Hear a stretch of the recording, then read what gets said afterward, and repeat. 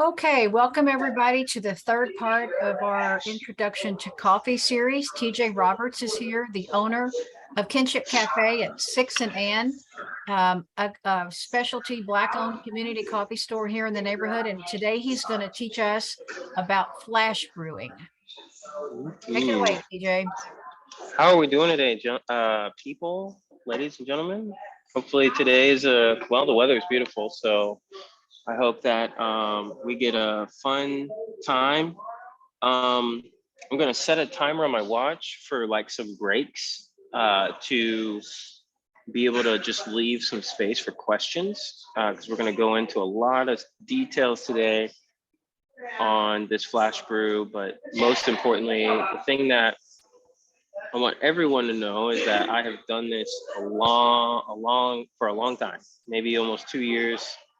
And there was a period of my life when I was doing a flash brew, even if I wasn't on shift at where I started working at, where I was doing a flash brew every morning, even if I wasn't on shift. I'd literally wake up at 6 in the morning as my process and meditate and stretch, get down to the cafe that I used to work at, the roastery over in Woodside, and make me a pour over flash brew and get to work. And I lived a block from my job, so it's kind of out of my way. But I just enjoyed it so much. So we're gonna have some time in between each set to kind of open the floor and ask some questions. So feel free to chime in, or if you have questions, put those in the chat box and I'll address those at that time. So we're gonna get started here. A couple things that we do that's different than most coffee shops is this flash brew pour over. And what's unique about the flash brew pour over is that it's something that's really hard to do on a commercial scale to serve many people. One being of it takes about 5 minutes, or it should take about 5 to 5.5 minutes to brew a cup, and that for some people is just too long. And so we really try to, we really try to I brew those in the mornings ahead of time, and we have them ready to pour. Your flash brews are typically going to last you, if you've poured that in a cup and you put it in a vacuum seal of some sort. This is a product that we have here that has a shelf life of anywhere from 48 to 72 hours, and it just depends on the type of water that you're using. There was lots of discussion over the last two series about the types of water to use. The better the water, the better result of the coffee. But also we talked about how Wyandotte water and really just the water up here in general is pretty hard on appliances. So it can also be a factor of using better water to prolong the life of your equipment that you're using at your house. So this is something that you can do at your house. It's not anything that you have to specifically, exclusively come to us to receive. I was able to serve some pour overs last week and early part of this week to some people that were on some of the other classes. And that's always a treat, but we're going to be doing some more coffee classes coming up, and we'll let people know about those as those come, just so people can kind of continue to plug in and try stuff at home. But without further ado, we're going to kind of get started on some stuff. So we're going to just quickly go through some of the equipment. The first series we did was over a lot of different equipment that we have here. And like I said, these are things that you can do at your house. So one of which is simple, how we store our beans. We use what we call airscapes. What are really nice about these is, again, just we've covered a lot of this, but it's a vacuum seal. So it has a way to trap and keep air out of your beans. And really, when we've talked about beans and storing them, the most important part is storing these guys in a dark, dry area that is not going to get wet or have any moisture. Factors that really are going to change the profile or hurt the shelf life of your coffee is honestly Sorry guys, been up since 4 this morning. The things that are going to change the shelf life of your coffee. It's going to be sunlight, and it's going to be moisture and humidity. It's going to be a factor of that. So having it in a dry cupboard in a dark space, that's ideal, or having it in something that does not allow sunlight to come in, that's ideal as well. So this is the Airscape. They come in lots of sizes. This is probably, if I remember right, one of their largest sizes. So you can get these online. I believe this one is $45 at this size. So smaller ones cost a little less. So there's the Airscape. You can do flash brews on really any type of pour over method. Today we're going to use the Chemex. The Chemex is a really unique process. This has been something that's been around since the 40s. We'll go through the next class on this and go into more detail on it. But the Chemex, and why we use it, is because it allows us to brew up to 32 ounces at a time. And because of that, we're able to commercial brew. In an hour, I can typically brew 300 ounces of Flash-Brew and have that served for, like I said, 72 hours to 48. So the Chemex, what we really liked also about this is it allows us to have lots of ice down here. And when we go into the pour overs, we'll talk about the ice and the water ratio. Another important factor is Chemex filters. So we use a natural unbonded approach with our filters.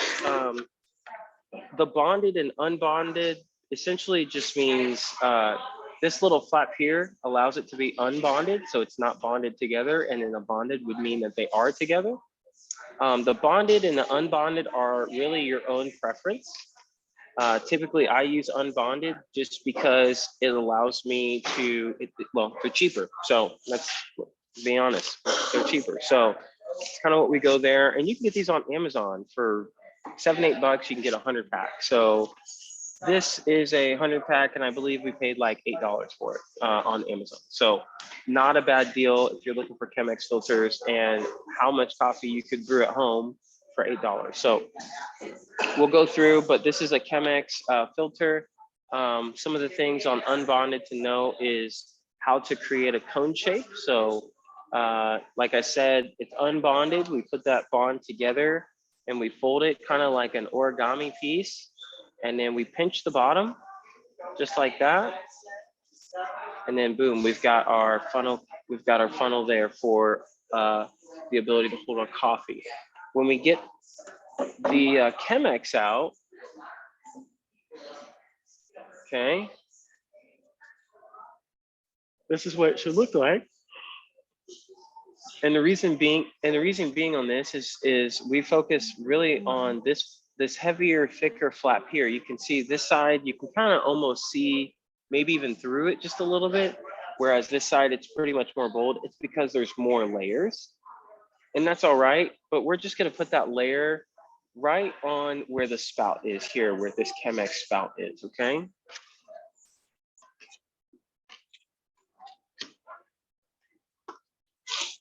Okay, so the one thing that's important to note with the flash brews is the water ratios and how we derive those.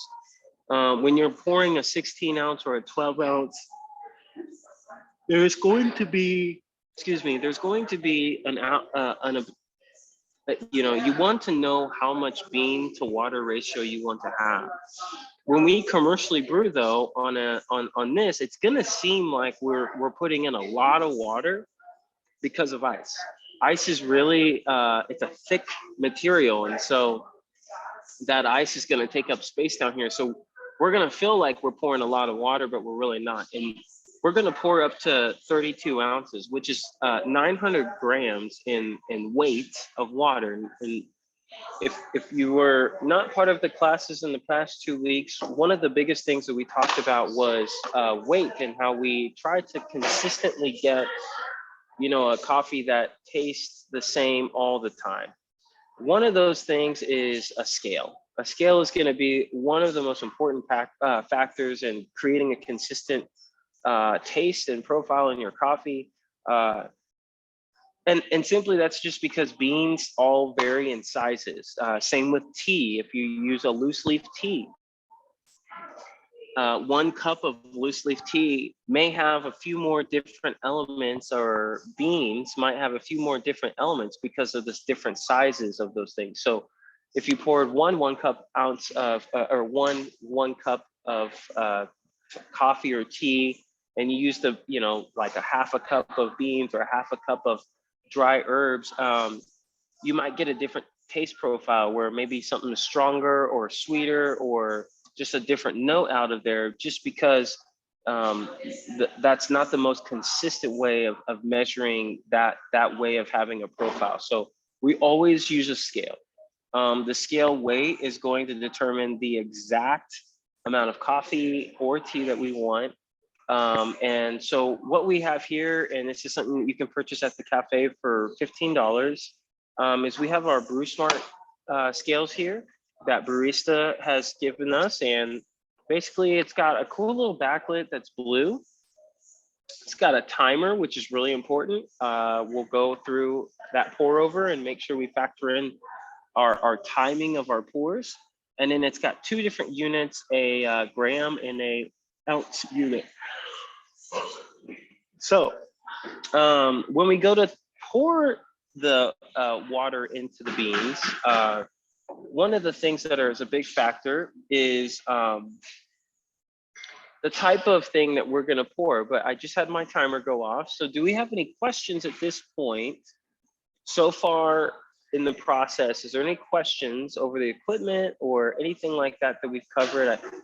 I don't see any in the chat, so I think we're good. And guys, on the not sure if you're watching on your phone or on your iPad or at work, just raise your hand if you've got questions, and I'll try to get to you once I can on the next timer. Okay.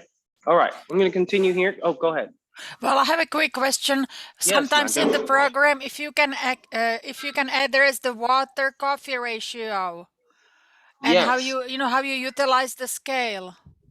Yes. So yes, I can do that right now. So it's a good time. And that's a great question, Magda. Thank you. So one of the things on the scales is with coffee, we try to go 16:1. So 16 parts to the water that we're putting in. So if we're trying to get, and again, we do this all in grams, right? So 16:1 on 32 ounces, well, that's 900 grams of water in total to get our 32 ounces of material or substance. And the 16 divided by that would be 46.5 grams going into the Chemex filter.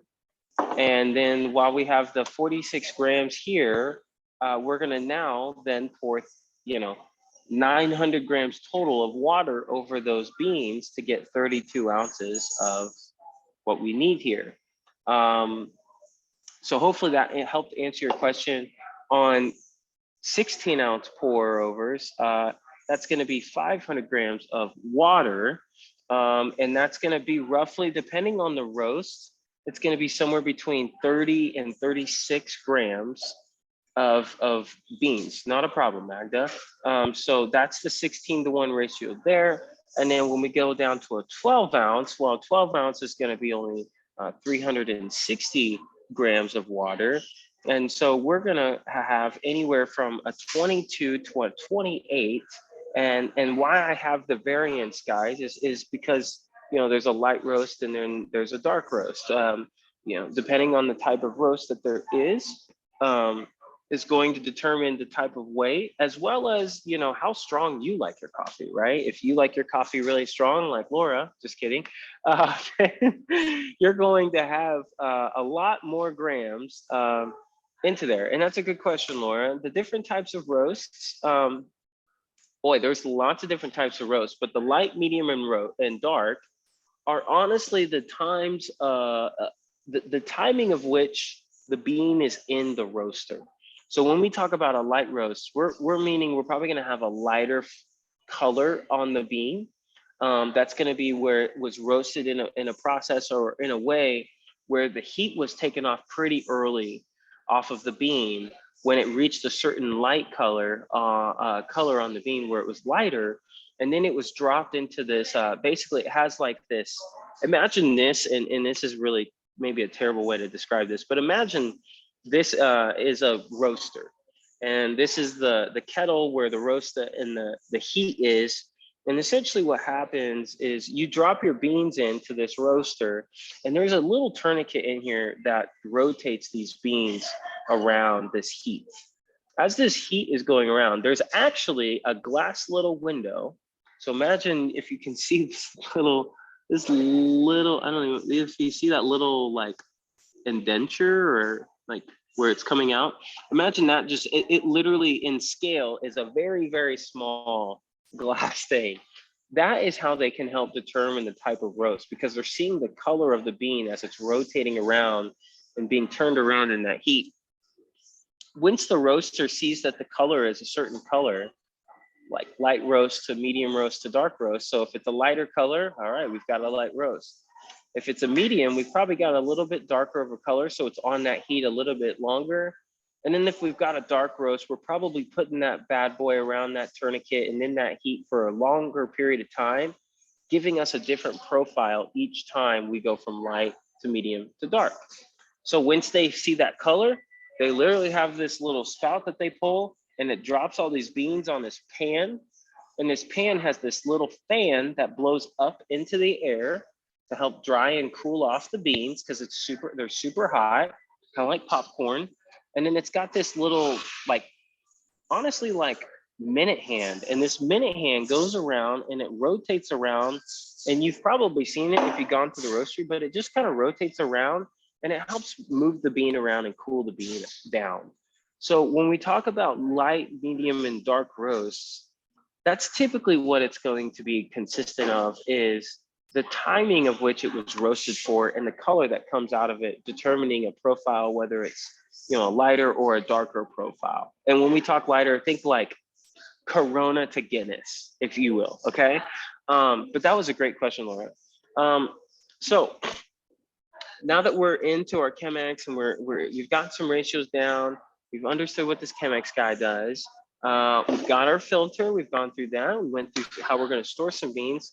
Let's get to pouring, because I think everyone wants to see how this baby goes. So one of the things that's really important in the pour is how, you know, the type of equipment and how we pour. There's two types of kettles out there, if you will, and I wanted to spend a little bit of time on these. Not sure which class saw this last, but I'm going to scoot this back just a little bit so the pan is just a little bit wider. We can get both of these guys in here. All right, perhaps you can see, maybe it's a little difficult. I'll put these closer to the screen so you can see, but this is what we call a tea kettle. Now, this is a barista tea kettle. We have these guys actually here for sale. I believe they are $35. No, that's totally not right. Hang on just a sec. Excuse me, they are $45. What I really like about these is they're an electric tea kettle. So on the bottom is the convection, where you plug in a unit that's like got a little platform on it, and then you just set that on there.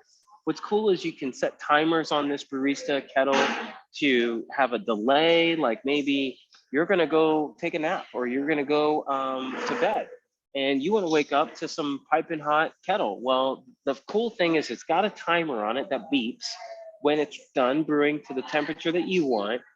And those brew temperatures go anywhere from 155 to 212 degrees. So why would a tea kettle have such a range of temperature? Well, it's because there's white teas, there's green teas, there's oolong teas, there's black teas, there's tea bags, there's loose leaf teas, there's lots of different teas that are out there.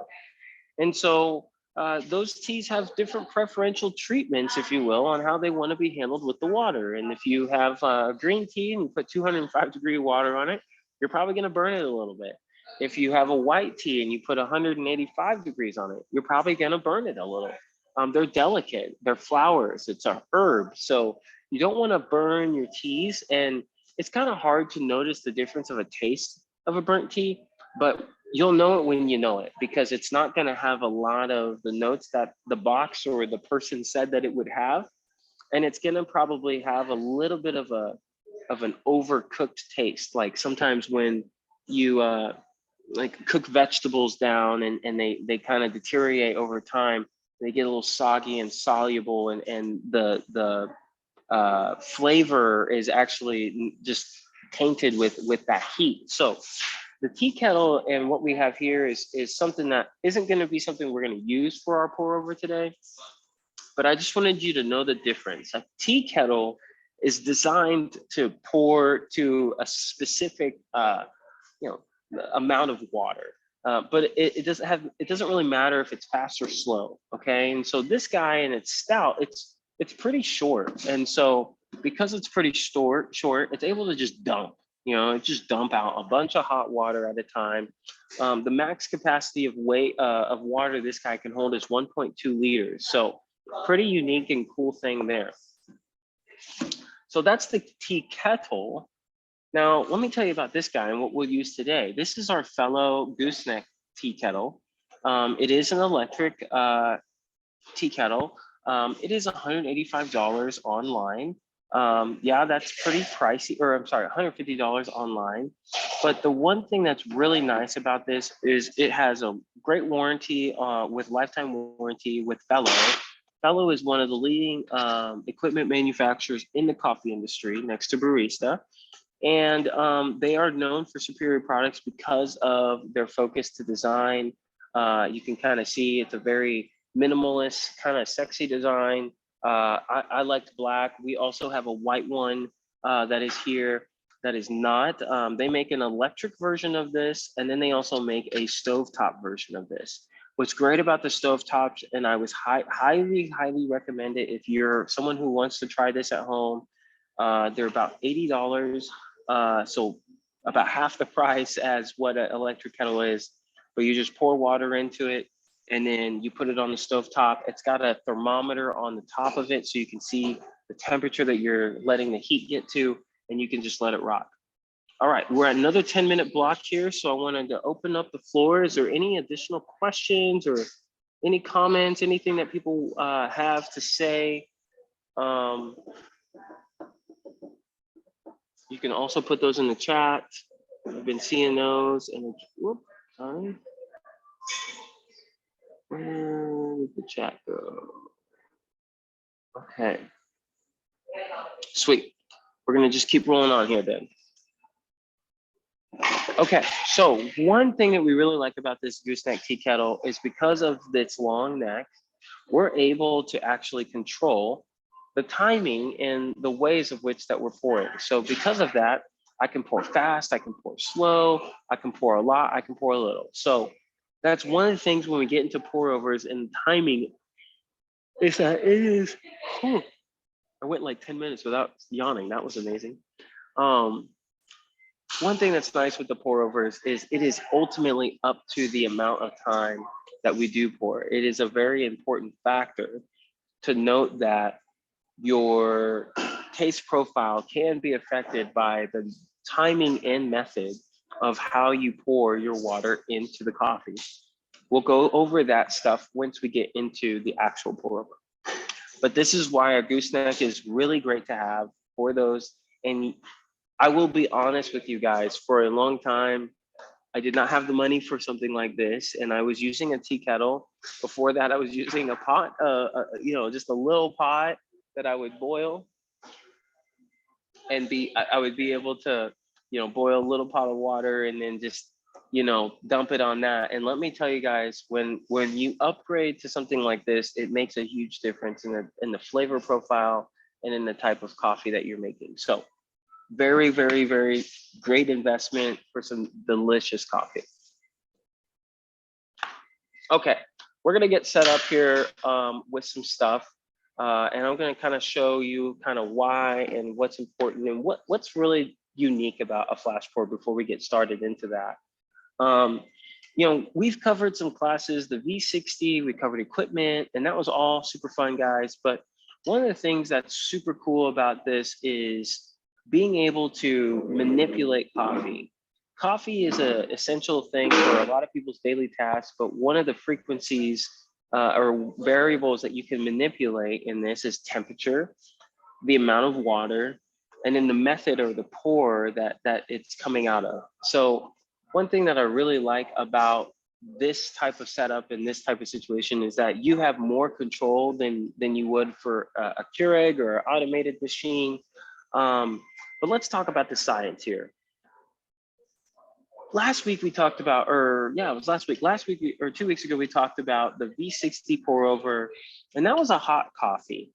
What a lot of people need to know is the flash brew is only a cold coffee. It's the methodology of the pour over. And it notes all the way back to the 1600s when Japan implemented it, and it's a Japanese style pour over.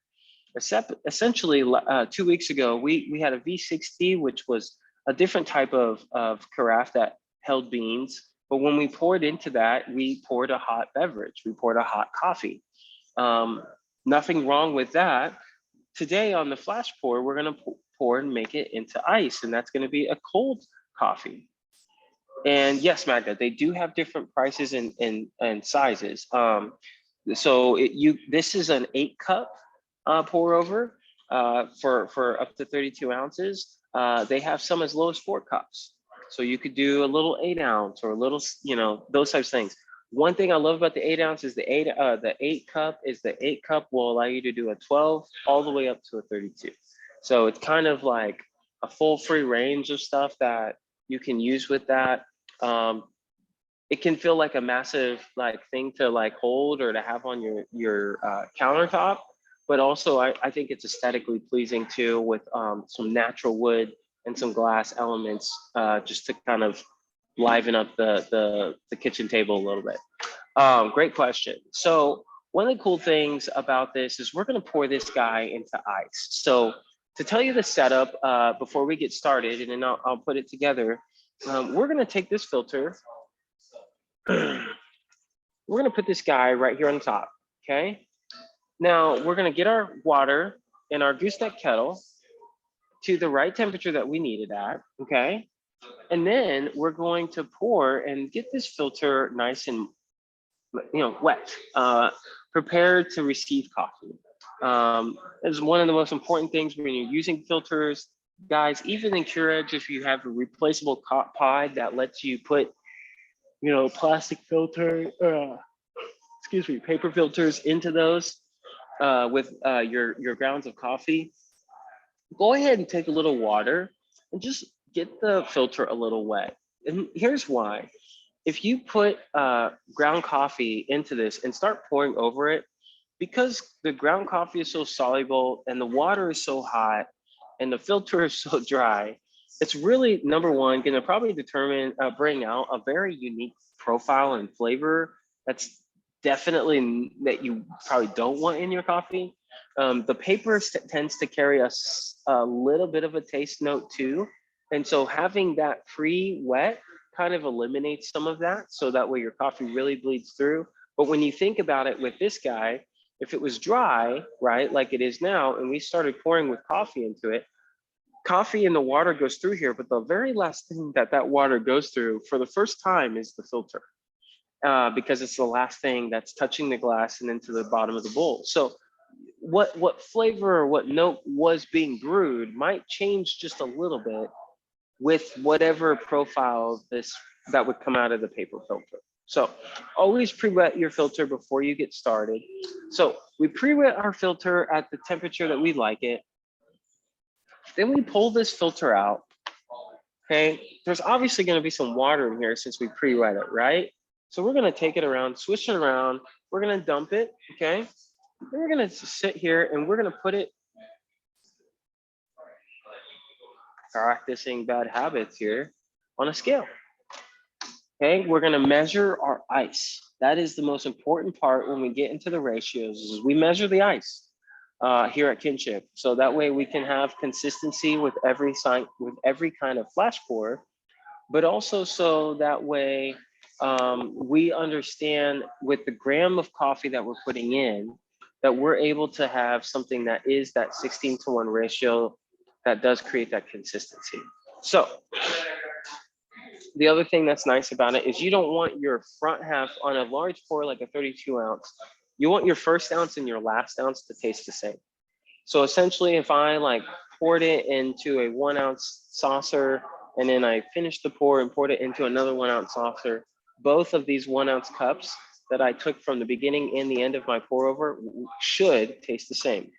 And it all is derived around the setup and how you measure everything with a gram unit scale. Okay. So with that being said, we're going to get started with this guy. I'm going to take you in the back. Let's check it out. Today on shift today, we have, oh, do we have more questions? Yes, Revel allows you to set temperature as well. That's sweet. Good, love that. Okay, let me flick this.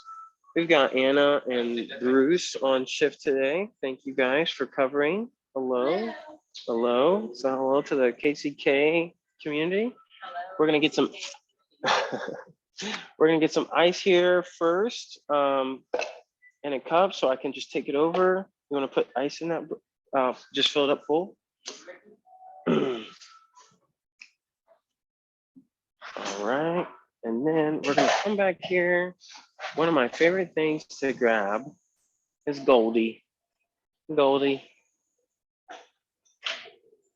She's a cocktail shaker, to be honest, but I converted her into loving beans more than cocktails, and that's really the truth of my life. I love coffee more than liquor. Okay, so we're gonna jump into this. We're gonna turn our scale on. Oh, let's turn it on the right way, sorry. We got here, you can see at the bottom here, it's got our weight in grams. Now see, watch, if I hit this unit button, boom, we've got ounces, grams, ounces, okay? We've got a neat little timer here that's pretty nifty. 1, 2, 3, let's go, eyes on me.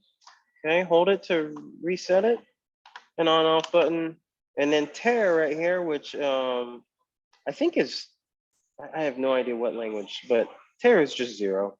It's just how you're gonna 0 out. So let's check this out. Make sure that you guys can see what I'm doing.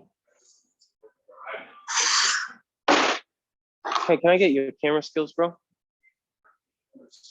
I just need you to keep an eye on this scale. All right, guys, so you can kind of see we've got our bad boy in ounces. We're going to turn that bad boy to grams. And now we're going to measure 46.5 grams.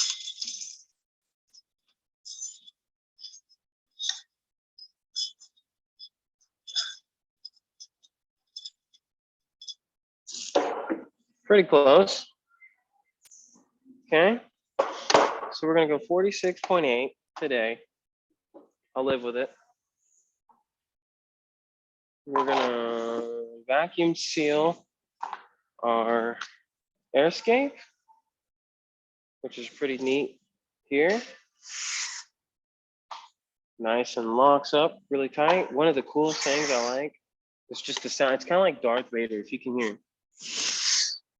Cool. Seal it up, nice and sealed. Okay.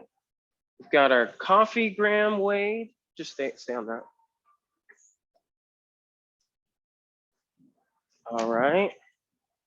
Now we're gonna get our filter wet, but we've got to first get some hot water, right? So we've got our filter here. We've got the thicker side. You see the 3 folds here. We're gonna put that. You see that tip there? We're gonna put it right on the edge. And I've got this little fold here. One thing to make note of, do not put this fold where this lip is. The reason why is you don't want to create a divot for your coffee to fall into. You want it to be as conical shaped as possible, okay? Now look, when I put that onto the scale, boom, it adds all this weight, right? So what do we gotta do? We gotta 0 that guy out, okay? Now we're gonna take our kettle, our gooseneck kettle, and we're gonna add some hot water. Come over here real quick. I want to show you this really neat little machine we have here. Show the machine, not me. Weirdo. All right. We've got this really cool machine. If you look up here, you see how it's got 3 different temperatures. This is a state-of-the-art machine here that Marco makes. They're a Chinese-based company. One of the coolest things about this opportunity when we started Kinship is when we started looking for tea sources, we found a really neat sourced company in Chicago named Spirit Tea. And they actually gave us the opportunity to get this machine. And what's cool about it is it's got a 205, a 185, and a 165. And like we talked about, tea has different frequencies of heat that it needs to be measured at. And this allows us to simultaneously, all at the same time, really, get the type of heat that we want from the water. So what's cool about that is it has a water hookup in, and it has a reservoir of 220 degrees of water that is 5 liters. And it basically fuses in cold water with that 220 degree water to get us these temperatures. And you can pick whatever temperature you want, but we do a 205 for our pour overs. We do a 185 for our black teas and our green teas. And then we do a 165 for whites and oolongs. Okay, so we're gonna get our water into this kettle.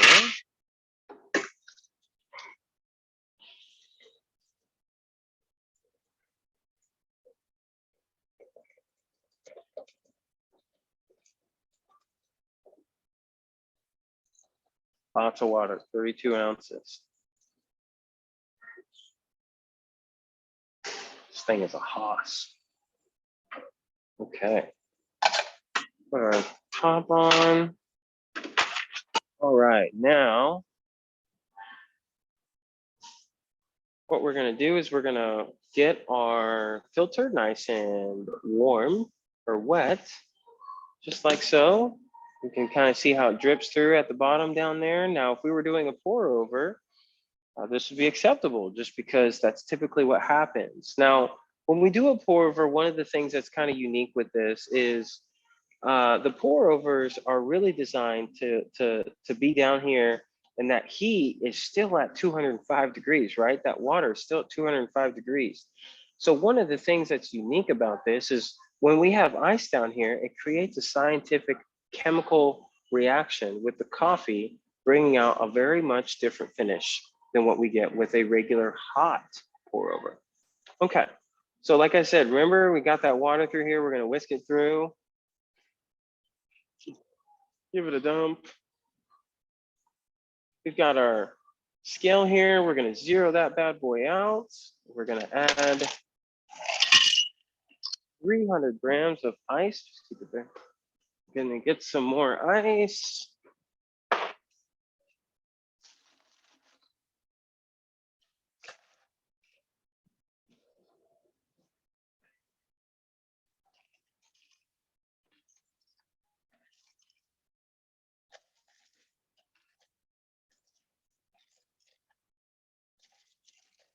I'm gonna go a little more than 300. This guy's gonna be just fine. All right. Neato. Now, once we're done with this, I'll just keep this guy on. And if you were in class today, come on down and I'll let you try it. So we're gonna have that bad boy, as you see here. We're gonna zero out the scale again. Put this filter on there. You can see that it added some more weight. Okay, we've got that. Now that we've got our coffee ground at 46.8, I'm gonna go grind it real quick.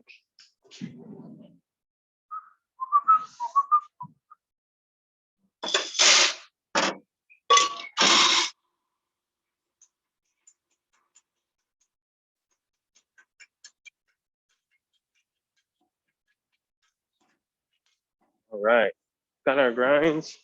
One of the things that you want to try to do on these grinds, just similar to drip coffee, you want to try to have it to where it's, let me try to see if we can get in better light. You want to try to see if you can, maybe if you can see there, it's kind of coarse. You know, it's not super fine. If you've got a grinder, when you're making pour overs, you don't want a super fine dust of ground. You want something that's pretty coarse. Again, water can pass through, but has something that is just a little coarse. Okay, cool. So we've got our setup over here. We've got everything zeroed out. Let's see how we did. Well, 45.8, 45.9, that's not bad. Kind of funny. There we go. Well, just said, oh, 46.8. All right. So this is the setup of what it should look like before you've got your pour going. Okay. Pretty cool. We're going to zero it out again. All right. Now we are ready to pour. I'm going to scooch over just a little bit. All right. One of the things that we're going to do first, and if you want to get above view of this whole thing, I'm going to be right here, bro. So you're going to have to watch your wrist. All right. So we're going to start the scale, but first thing first is we're going to bloom first, and I'll show you what that is and talk as I walk. So we zero out. We're going to get the whole top of the coffee. We lost the camera, so you need to turn the camera back on. Can you turn the camera back on, Bruce? Oh. On the Zoom. Gotcha. There we go. Sorry. So we're gonna let this bloom. What blooming is right now. You see those bubbles that are forming, guys? That's the gas and the heat that we just put on, 205 degrees of hot water. That guy is letting all of the brewing and kind of like, if you will, like marinating happening with the coffee and the hot water and the gas that it's creating. Give me some space here. And now we're gonna get into our pour. So again, we go from the middle. It kind of looks like lava when it's first coming out. It's super thick.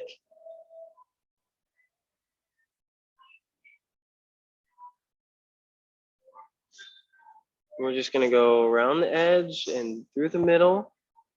Now on a 32 ounce, we are going to get to 350 grams. Like I said, it's a timing thing. So we're 350 grams at a minute and a half. So I was at a minute 26 at 357. That's a pretty good pour. I'm gonna grab some more water as that's gonna steep for just another minute. So at 2.5 minutes, we're gonna start pouring again. And this time we're gonna pour, we're at 350, we're gonna add 200 grams, but we're gonna add the 200 grams of pretty fast pour. It's gonna be a 30-second pour. It's not very much water. Remember, the water's already working itself through the coffee as we're going. So one of the cool things about this is we're kind of gonna steep and bloom this guy twice because it's such a large pour. That's one of the things we're gonna do. And remember, we're gonna start that at 2.5 minutes. So we're 15 seconds away.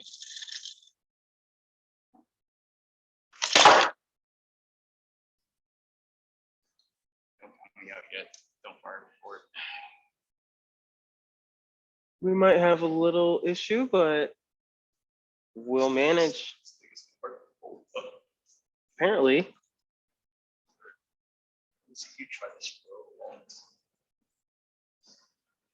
All right, now we're gonna pour, like I said, 200 grams pretty quickly because we're gonna go to 550.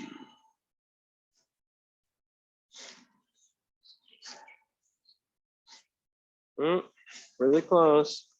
So we're at 3 minutes and we're at 550. Cool. So now this guy's gonna sit for another minute. What we're gonna do is we kind of messed our cone up a little bit. That's all right. We're gonna replace that, fix that. And what I'm doing, guys, is I'm resetting the bed when I move the coffee around like this. The reason why is because as you were seeing before when we were pouring, the coffee sits up on the edges because that's where when we start in the middle, it's getting pushed out to the side of the walls. Well, what we want to have with our pour overs is a solid, back up just a little bit, is a solid way for our coffee water to go completely through the entire grounds from top to bottom. And that way, so when we're finished here, we have a finished thing. So at 4 minutes here, we do a pulse pour. A pulse pour is a unique thing that we do here on the pour over here. And that's where we just pulse the coffee. You can see the water is going through the coffee. Now we're just gonna pulse it. So we're gonna add 30 grams of water at a time. And what that's doing is just pulsing the coffee. It's pulsing water through the coffee ground. We're gonna reset our bed again. But again, it's just pulsing the coffee. So we're gonna do this for a whole minute, but we're gonna get to a total of 650 grams. Now, what is 300 grams plus 650 grams? 950. That is our 32 ounce right there. So we're gonna keep going here.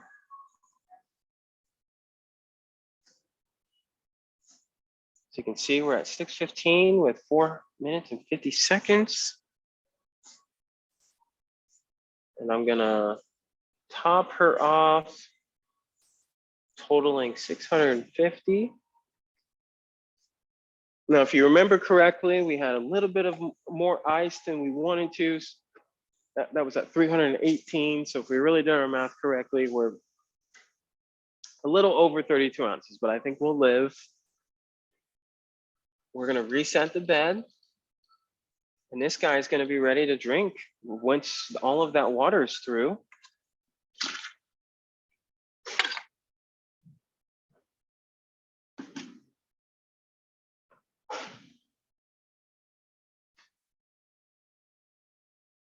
And what's nice, guys, is once that is done, you can turn off your timer.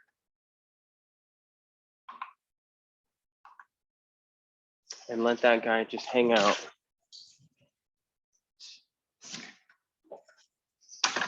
This is a good time to like kind of take a break for any questions.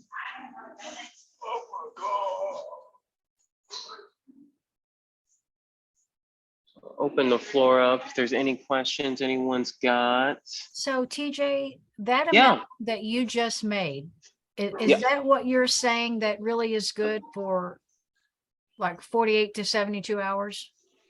Yes, ma'am. Really, all flash brews are going to be good for 48 to 72 hours.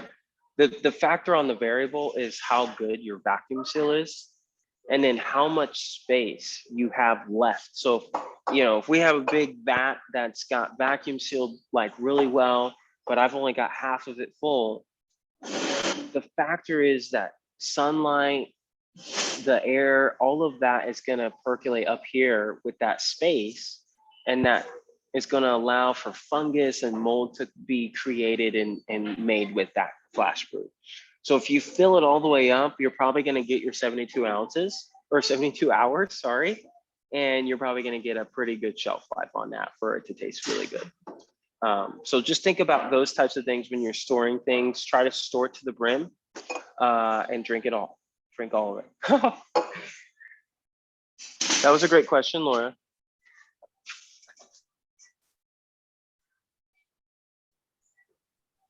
Delmonda says, what is the difference between the metal filters versus paper? Good question. So metal filters can tend to have a lot of residue in them that are hard to get out. Paper is my own preference, just because, and most coffee shop preference, because of the amount of pours that you do. If you had a metal one here, we would have to clean it out a lot just to make sure that the last beans that we put through there were not in the newest pour that we had coming up. But also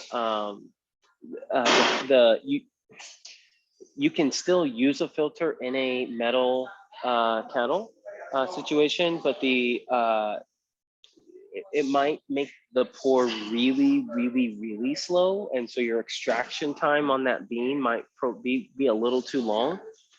Just depends on what kind of filter you're using, but that tends to be the difference. And then type, you know, I'm just a homebody, and I like using, you know, something that's paper and compostable and biodegradable and all those things too. So I'm sorry, that was from Marlena, not Magda. okay, no worries. All right, guys. Now, one thing I'm going to show you here. Look at that bed. So this is a really important factor with the bed of the coffee. We really want to make sure the bed of the coffee is flat. If it's flat, that means it was a pretty good pour over. That means that we focused on a well enough pour.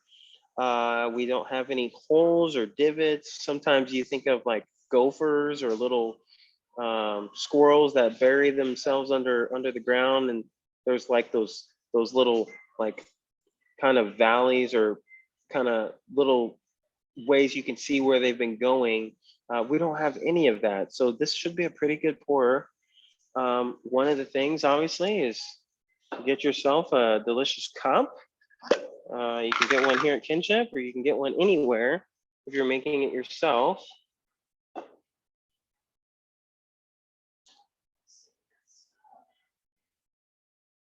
Okay, not a problem. So one of the coolest things about these pours, and a lot of people are like, wow, is that tea? It's not. It kind of can come out looking like tea just a little bit, just because of the method that we did it on. Because remember, think of cold brew. And so we'll take this guy. We're going to be real careful because we've got a little bit of grounds outside the filter. So we want to make sure we don't get any grounds in our coffee. And then we're going to be careful here on the pour because, again, I can see a little bit of grounds, but this is what this guy's going to look like. He's going to be pretty light. You can see, still pretty transparent. You can still see my finger through this cold coffee. And this is coffee, it's not tea, I promise. So that's one thing that's a little bit different, is we've got a delicious cup of Flash-Brew here. And then as opposed to a cold brew,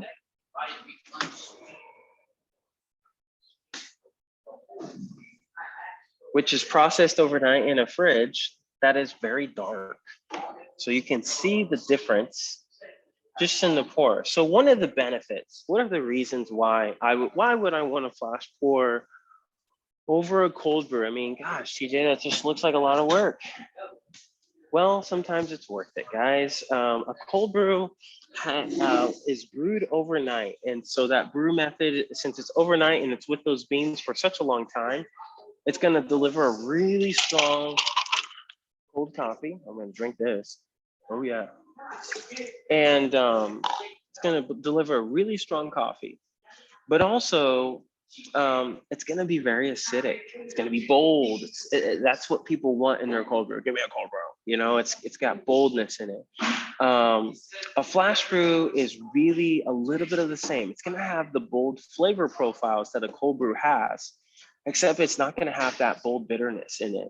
Because of the method of how we brew it on ice, that chemical phenomenon delivers a smoother finish on the coffee, and also still brings out the notes of the coffee, because again, it's still a pour over, right?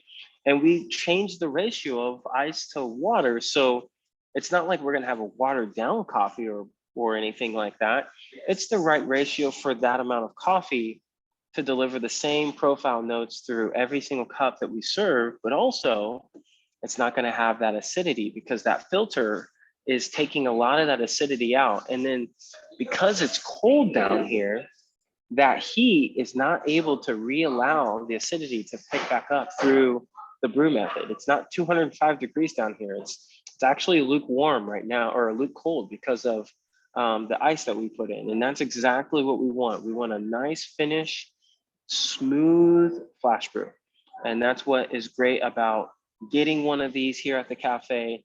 Super nice to have in the afternoon. It doesn't have quite the same caffeine content that a cold brew does. So if you're an afternoon coffee drinker and you may have a hard time maybe going to sleep at 9 o'clock or 9:30 like me, or maybe later, maybe coffee just keeps you up all the time. Flash brew is a great afternoon coffee, and apparently I need some, but it's a great afternoon coffee for people to enjoy that has less acidity, still the great flavor profiles, and a smooth finish.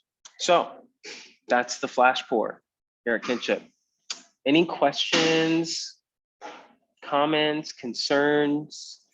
Yes, hi. I did have a question. You were saying for this filter, you use kind of coarser type coffee, not too finely ground.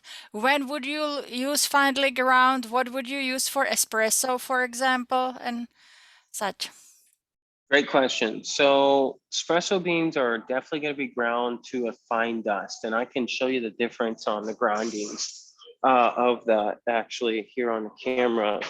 If you kind of see here, guys, this is the small dusting of espresso, and if we really wanted to, um, that is how fine dust espresso is supposed to be to deliver the profile that you get in a latte. And when we talk about this, it's a unique thing because we compress this and create a puck inside of this basket. And then up here in this group head, there's a chamber that interlocks it. So it allows high pressure water to pass through this puck that's finely pressed in and super fine dusting. So it's hard for water to get through something this super fine when we compact it. So when we put it in here and we interlock it and it's got this high pressure, super, super hot, we're talking maybe close to 300 degrees, honestly, going through this coffee. So this is roasted at a much, much darker roast, but it's only gonna give us enough coffee for like, you know, just a shot of espresso, right? We're gonna add milk and a flavor, and that's our latte or our cappuccino. So that's the difference in here. When we're talking about something like what we did over here with the Flash-Brew, the thing that's going to be different about that when we get into some finer dustings is simply a couple things. The method that you're brewing on. So let's say you go to a French press. A French press is probably going to be okay to do a finer grind on because of the process and the way of which it's brewed. So if you use a French press, you could do a finer grounding or things like that. And also it's just preferential treatment, you know. There's times when if you want a stronger note out of certain roasts, like a medium roast, like black drip, you could have a finer grind to bring out more of that profile if that was your preference. That's a great question, Magda.